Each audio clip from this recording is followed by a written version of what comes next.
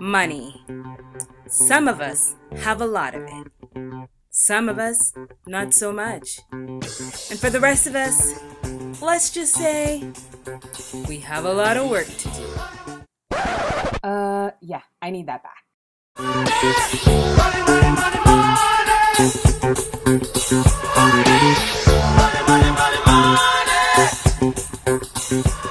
Hey everybody, Queen D here, and I'm sitting here with Rubina Ahmed-Haq, Family Finance Advisor for PC Financial. Hi Rubina, thanks for sitting with me. Thanks for having me. Okay, so finances. I really think it's something that should be taught in schools. Unfortunately, it isn't, and I struggle personally with finances. I mismanage my money a lot, more than I'd like to admit. I'm sure a lot of you do too. And so I wanted you to give us some steps to help us get on the right financial track. Especially younger families, younger people who are just getting started, fresh out of school. We got our first paycheck, we're excited. Let's go buy a $700 purse, right? All right. Probably not the best choice if that's the first thing you're going to do with your money, right? Right. The one thing I'm amazed is people normally don't know how much they spend month to month to month. No. So it's about sitting down and saying, okay, how much is rent or mortgage, whichever is your shelter cost? Right. How much do I spend on food? What are my fixed utility costs, my fixed insurance costs? How much does my car cost me? How much would it cost me just to survive month to month if I bought nothing extra? No holidays, no dinners out, no extra clothes, just to maintain the house that I have and the lifestyle that I have. That is my number one advice to people, because most people are surprised as to how high that number is. They think, oh, it's $1,500 a month, and when they actually sit down and do the math, it's $3,000 a month. Okay. So they're actually overspending because they're thinking, my life only costs me X amount, but it actually costs them twice as much, or maybe 50% more. Right. So they have the feeling that they can go out and do those extra stuff, like the dinners and the clothing and the concerts. All that extra stuff seems doable because it doesn't seem like life is all that expensive. Right. Okay. And is this where a monthly budget comes in? I find so I had advice before where somebody told me, sit down and write out a monthly budget. I was like, okay. And I started and I was like, I noticed we have a lot more expenses than I thought we did. And then I kind of just got stuck and I tucked it away and I just kept going on with life. Doesn't exist. Yeah. So I don't like budgets. Okay. I have never really liked them. Yeah. I don't like sitting there saying, okay, this week I'm going to spend $300 on X and that's it. I'm not going to spend any more, because I could spend less. Right. Or I could spend more, and that means taking from somewhere else. So I've always been a big supporter of doing a plan. So you have a plan every month, which is going back to sort of writing all those costs down. Right. And, every time you get paid, you pay yourself. It is the most important lesson in life. So if you make $100, then you save $10, no matter what, off the top. And you can call it long-term savings, you can call it retirement savings, you can call it get me out of work money, whatever it is. You can call it whatever you want, but it is money that you are not going to spend until you're after 65 or even beyond. Maybe you'll leave it to your kids, but that will be that nest egg that will grow, that will sit there, that will make you feel financially secure. Financial insecurity is a huge problem, because even if we feel like, okay, I'm making great money, I can afford all these great things, but if this stopped for any reason, I don't have anything to fall back on. So don't budget, plan. Make a plan and always pay yourself first. Those are the most important lessons I can teach anybody who's starting out and wanting to get on the right financial track. Yeah. Okay. And I think a lot of young people, just generally young people, we tend to just spend now, worry about it later. I was the same way. I mean, I've only learned from my own mistakes. Yeah. This is not something where I've been a perfect spender since the age of 11. Right. I write on my blog, my first financial lesson did come at the age of 11, where my parents used to give me an allowance, and that's how much, it was $15 a week, and that's how much I could spend all week. And if I spent too much, then I was left, not being able to have a slice of pizza with my friends. So I was in that situation, and she lent me the money to make up the difference. And I realized that day, if I want to have the things in life that make me happy,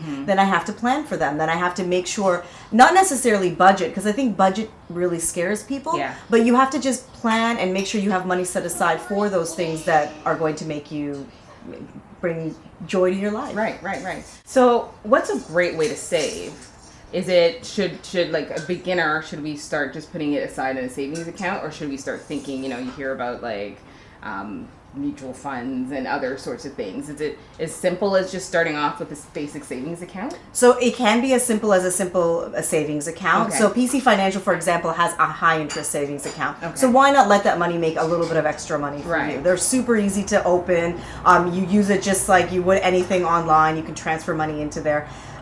Eventually, it's a good idea to start thinking about investments long term, because investments are going to pay you better over the long term. So people get very confused with mutual funds, ETFs, stocks and bonds.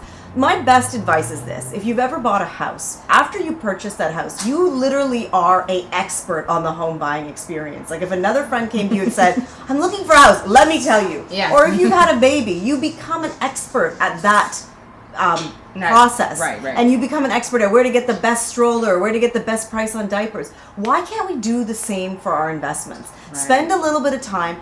Every bank out there has so much information on investments and stocks and how to save money and how to, including PC Financial. Yeah. So there is no shortage of information out there. In terms of, I know this happened to me a lot because we're speaking on investments.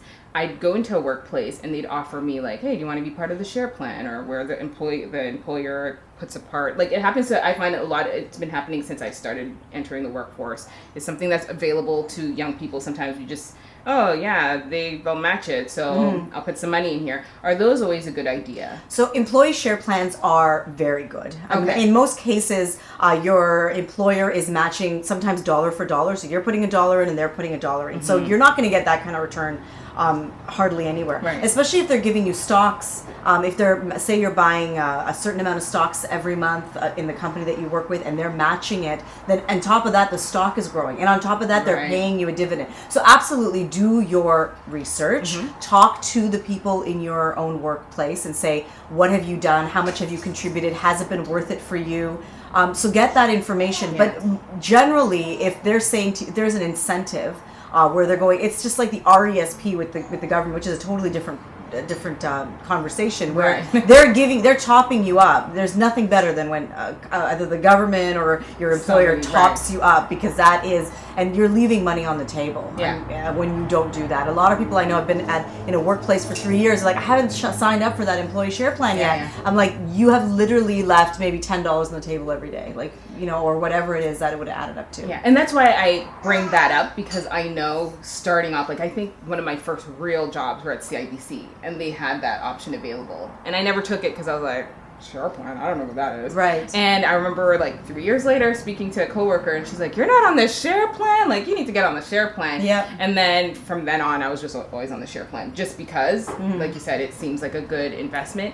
But a lot of people, young people, just disregard it and just, oh, I don't know what that is. And investments started early are the best. Like, there is nothing better than compound interest. So you make money on money on money. Yes. So you're making interest, and then you're making money on that interest. So the earlier you start, the better you're going to do with those investments, and the more dividends you're going to collect, and the more it's going to grow. So if you're 23 years old and getting your first job at a bank, that is the best option for you. Yes. All right.